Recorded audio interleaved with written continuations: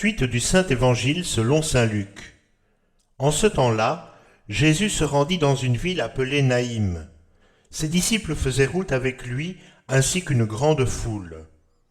Comme il approchait de la porte de la ville, voici qu'on emportait un mort, un fils unique, dont la mère était veuve.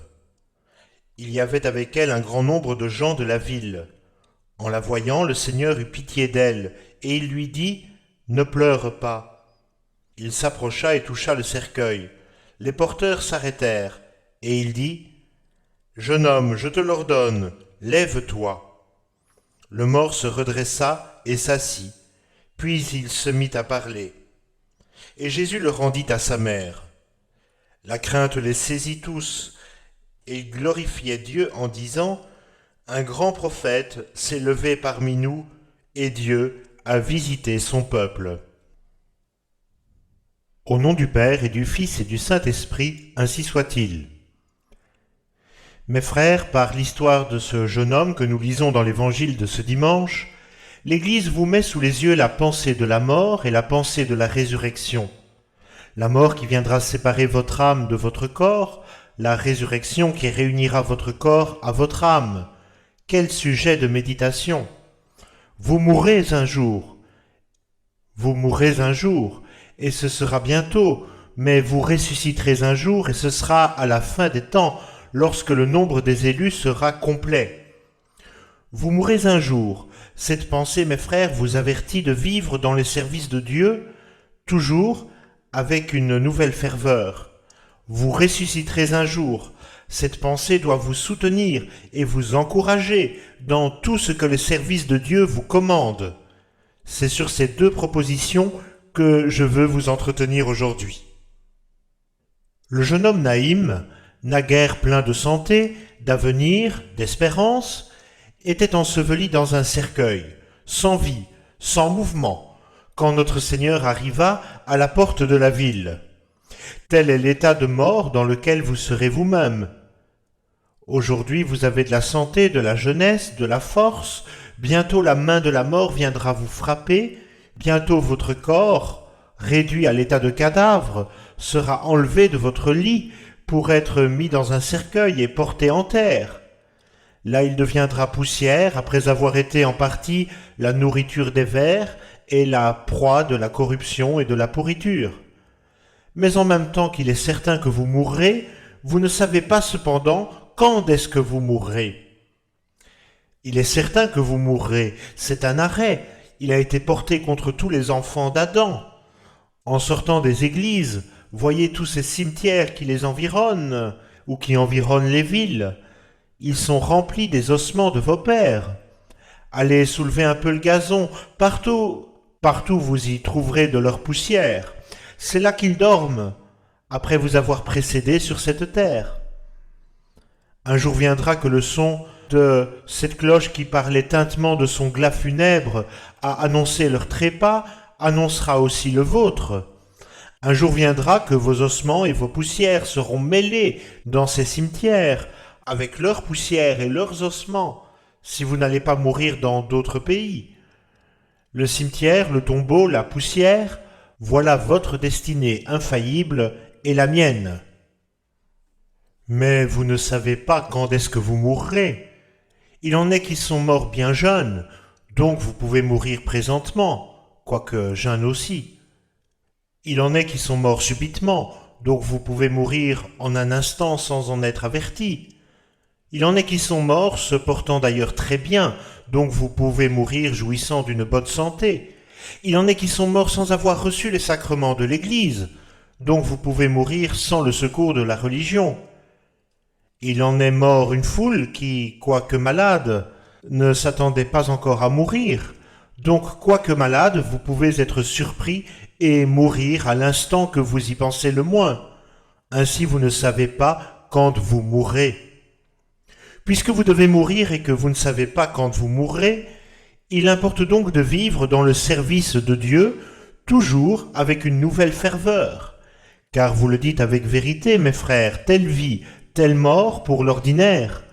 C'est-à-dire que si vous vivez dans l'amour de Dieu et dans la crainte de ses jugements, vous pouvez espérer la mort des justes. Mais si vous vivez comme les mondains et les pécheurs, il est à appréhender que vous ne mourriez comme les pécheurs et les mondains.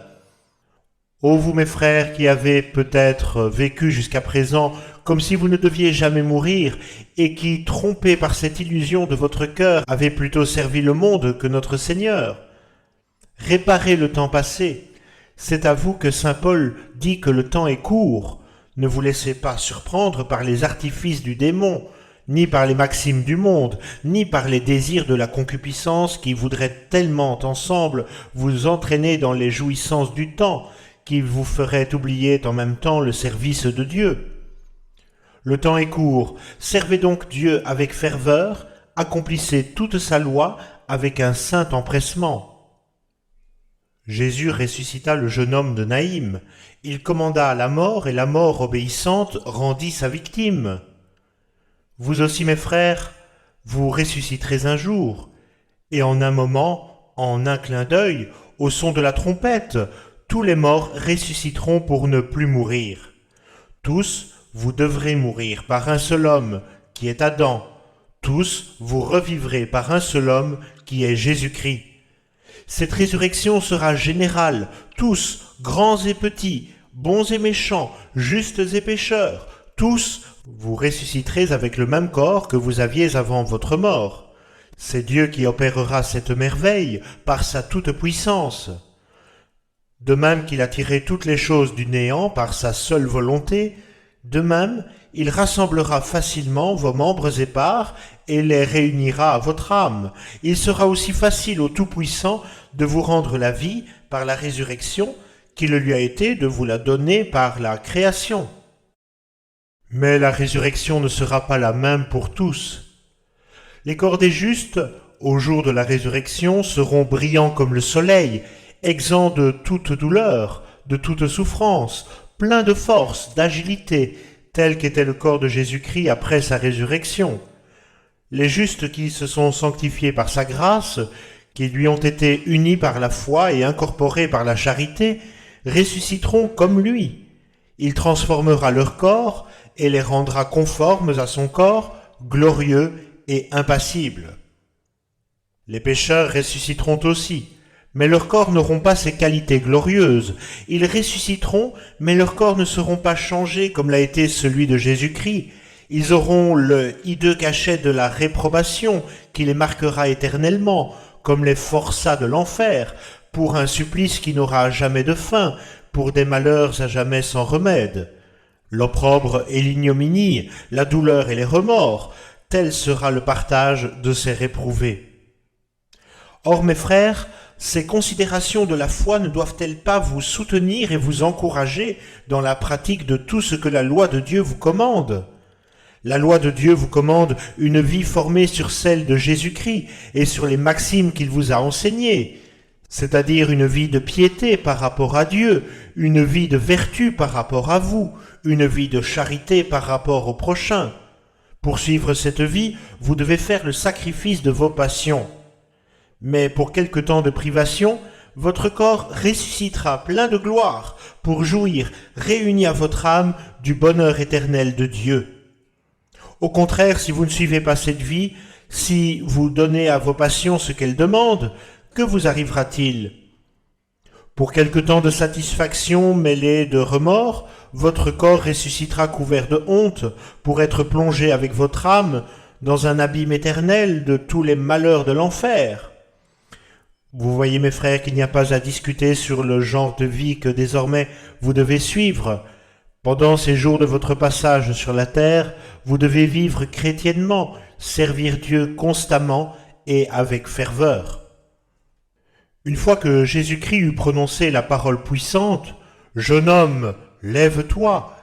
le miracle de la résurrection de Naïm ne se fit pas attendre, et aussitôt, par une spontanéité unanime des mêmes sentiments, les larmes de la douleur cessèrent de couler, le silence du deuil fit place aux acclamations du peuple, étonné du grand prodige qu'il avait sous les yeux.